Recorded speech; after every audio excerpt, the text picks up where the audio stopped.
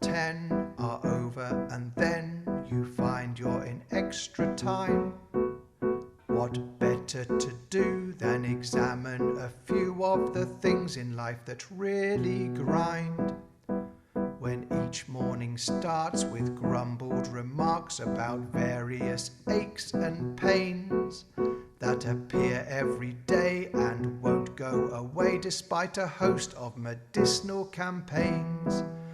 It's time to compare with a nostalgic air the present with years gone by.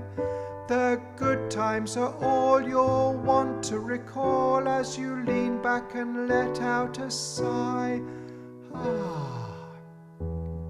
The kids of today, no respect come what may, the discipline that used to be.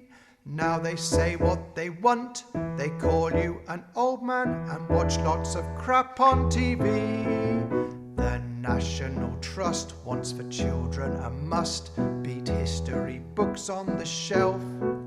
Now the price to get in is rather akin to buying the house itself.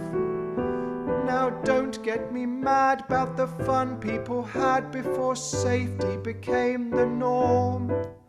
Kids played in the street, had all sorts to eat, some even survived it all. Then kids used to help, used to be not so selfish as many now seem to be. They'd do all their chores and open the doors, doff their hats and give up their seat. Now etiquette's gone and I could go on about the faults of the youth of today, such as bedtimes and tidiness, tardiness, idleness and nothing to challenge the brain. At school there were routines and rules to obey, and miscreants got a good slap. And now what they learn on their tablets and smartboards is shallow, accessible knowledge. Now there's all sorts of fuss to catch the school bus, and too many go by car. When on the school run, children used to have fun, walked or cycled no matter how far. No DBS checks, no watching your necks, the workplace was simpler then.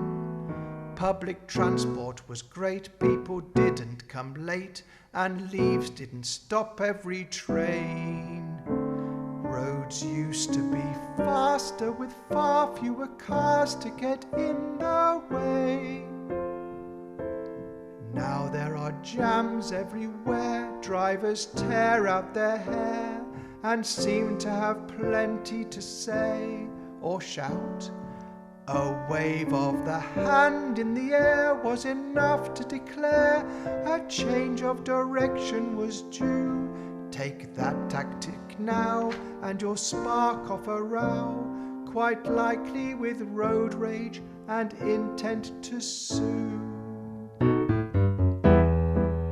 Computers and sat-navs and iPhones are must-haves for all to know where they are, whilst maps and some shouting formed part of each outing with kids bundled into the car.